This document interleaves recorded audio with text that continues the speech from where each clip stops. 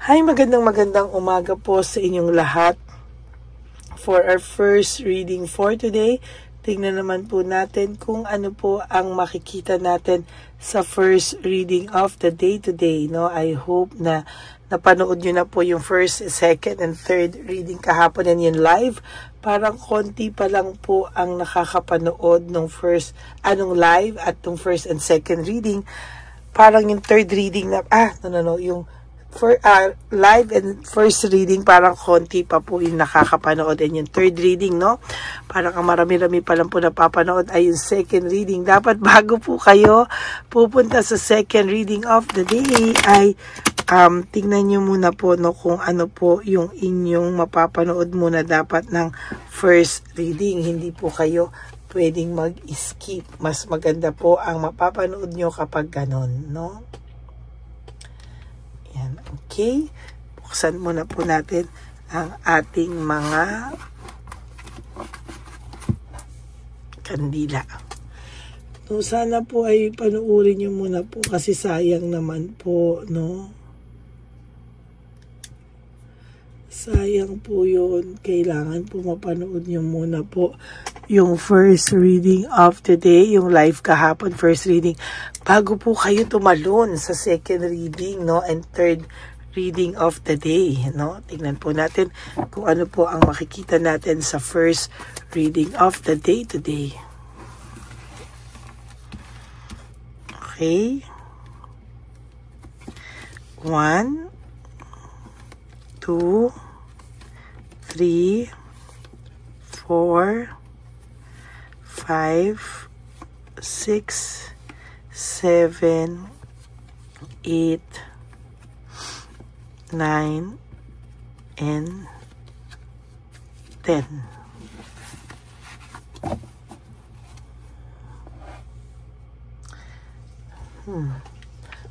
Curious po ako ano po ang mababasa natin ngayong Sunday dito po sa ating first reading of the day, no?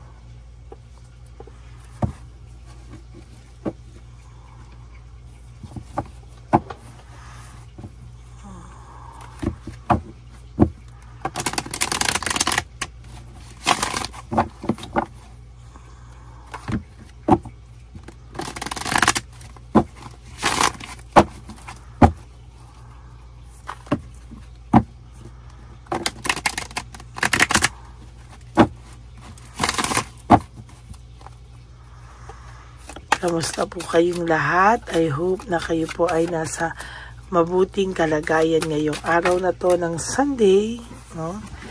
Bunot na po tayo ng 10. 1, 2, 3, 4, 5, 6, 7, 8, 9, and 10. Okay?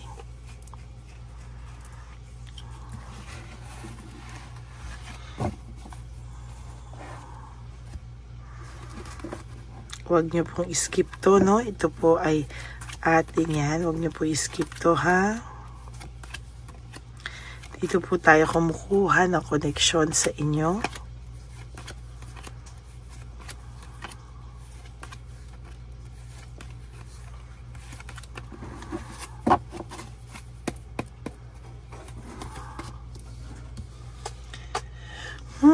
Hindi niya po mabalanse kung ano po ang nararamdaman niya sa iyo ngayon at kung ano po ang nararamdaman niya sa third party. Kasi po sa totoo lang po, ito po ay meron pa ito po ay reading para sa may mga third party or ipinalit ka po sa third party, no? Hindi niya po ngayon maisip, no, kung ano ba ang nararamdaman niya. Nung una po kasi ay willing na siya talaga at wala na talaga siyang pakialam sa iyo. Pero recently, naiisip niya bakit ka po niya naiisip ng bonggang-bongga sa ngayon, no? Bakit po palagi kang lumalabas sa isipan nito, no? At bakit daw po parang pakiramdam niya ay dun siya sa third party ngayon nanlalamig, no? nakakaramdam po siya ng panlalamig sa third party. OMG. Yan ang sinasabi ko, no? Kasi this is hindi pinag-isipan, kaya ngayon parang naglalamig po siya sa third party, no? Nakakaramdam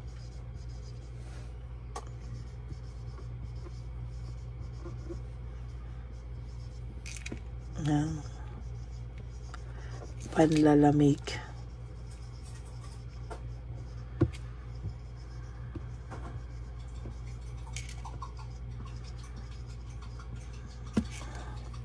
Nakakaramdam siya ng panlalamig sa third party.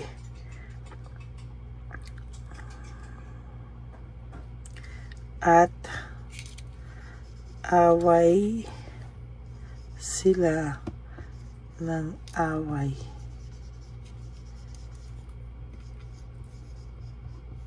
Dahil sa'yo. Sobra pong insecure ng third party, sobrang insecure. Sobrang insecure po sa'yo talaga lang. Sa totoo lang, sobra po ang insecurity na nararamdaman sa'yo ng third party. Kaya po ito po ay nakakaramdam ng pag-aaway, araw-araw na pag-aaway. Kaya itong person nyo ay nakakaramdam po ng panlalamig, There is this deception, insecurity, tactic, strategy. Talaga pong nakakaramdam ito na parang feeling niya po siya po ay niloloko na rin, Dahil po ginawa sa iyo, so takot po ito sa sarili niyang multo na takot po siya sa sarili niyang multo. At sa totoo lang, yan po ang kanyang ginagawa, Takot araw-araw, nagbabantay po siya sa iyo. Yung person mo ay lack of direction. Hindi niya po alam kung saan siya pupunta. Kung sa iyo o sa third party, nagkukuluhan po siya ngayon. Bakit naiisip ka pa rin daw po niya? At dahil sa naiisip ka po niya, talagang nag-iisip po ito ng malalim, Naiisip niya po yung magagandang samahan nyo at dun po siya nalulungkot, Kaya po nagkikreate ng group conflict sa kanila ng third person or ng third party na nagkikreate ng frustration. Ayan, Siya po ang may kasalanan yan. Bakit ganyan ang nangyayari? Feeling po ng third party ay tinitake advantage po siya. Why? Kasi pakiramdam po niya nung time na nagsisimula sila, maayos lahat. Ngayon, para pong hindi niya na maintindihan, Parang yung third party po ay bigay din ng bigay, Nagbibigay ngayon sa kanya. Pero siya po ay nag-iisip lang ng malalim. At para pong walang gana, exhausted and fatigued ang person nyo, hindi niya po alam kung ano po ang kanyang gagawin sa totoo lamang. There is this resentment and desire to reconcile.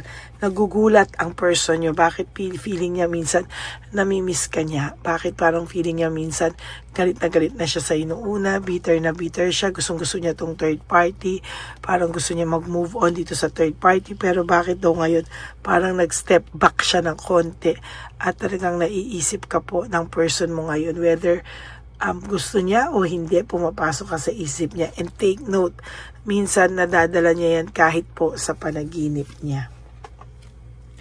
Feeling niya talo siya. Feeling niya there's this failure. Nag-fail siya at nade-defeat siya, natatalo siya. Lalo na po ngayon, para po dito naman sa mga iba na hiniwalayan na talaga itong third party at talagang gusto nang bumalik sa iyo. For those of you na binabalikan na po kayo, ay mag-isip muna po kayo ng 1.5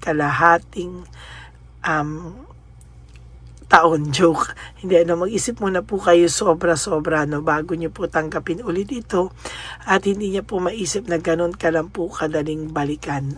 Technically, dapat hindi po ganun ang maisip niya.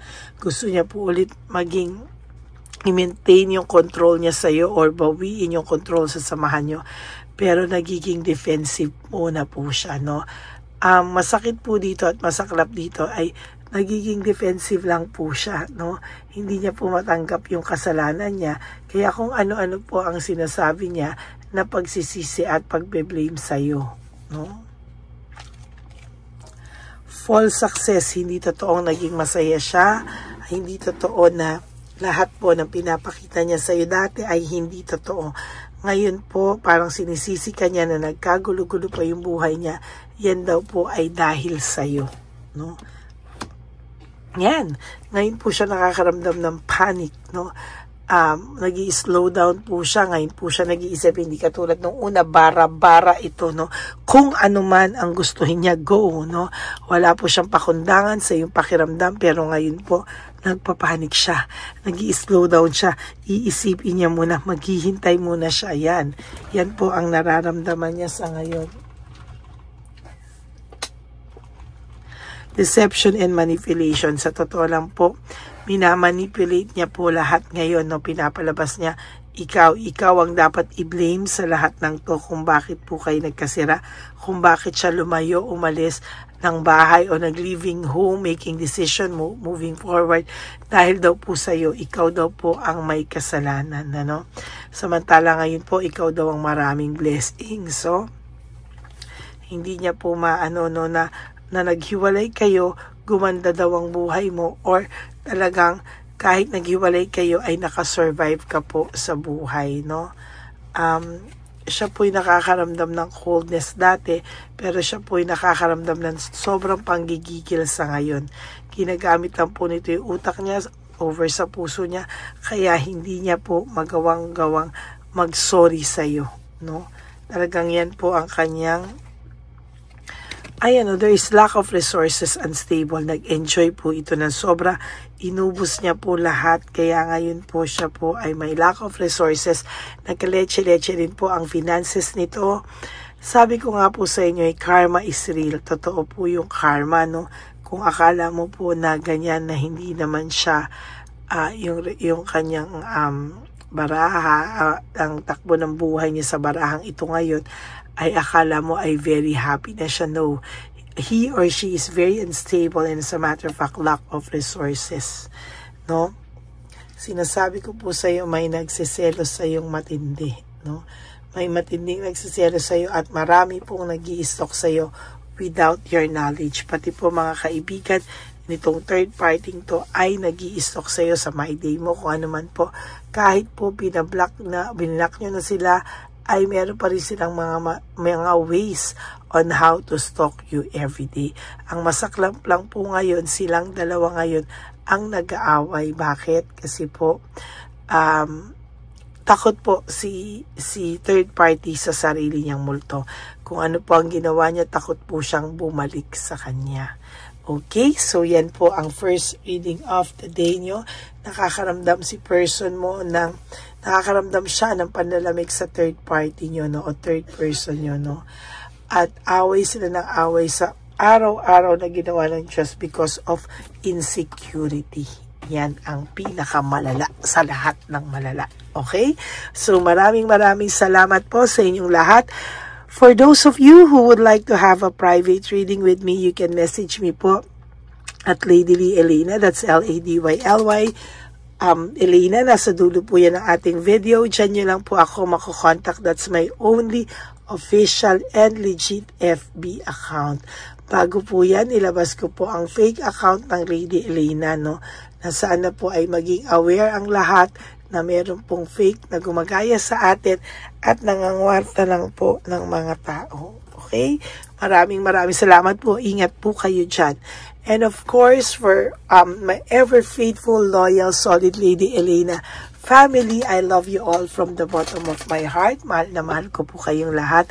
At thank you for not skipping ads. Tulong nyo na po yan sa ating channel. Maraming salamat po sa inyong lahat. And for those of you who would like to give me a super thanks for this video, I would really appreciate that. Lalo na po 1 week to go ay ating One Love a Day na po, no? So sana po ay maging aware tayong lahat, no, na sa darating pong linggo tayo po ay magwa One Love a Day na, no? Gusto ko pong agahan talaga para po makita ko talaga yung matatanda sa daan. Kasi minsan yung matatanda, umaga po talaga sila lumalabas, no? So maraming salamat po. I-pray nyo po na maging successful yan, okay? At ang lagi ko pong payo sa inyo is just to live one day at a time. Do 3 things that will make you happy for today. Prioritize yourself, love yourself, and be grateful for everything, no?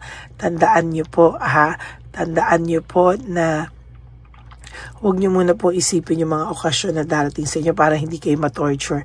Huwag nyo muna po isipin yung mga anniversaries na parating, birthdays, Christmas, New Year, at ang inyong much-awaited na anniversary. Huwag nyo muna po yung lahat isipin. Just live for today, no? Sabi ko nga po, and tomorrow is another day.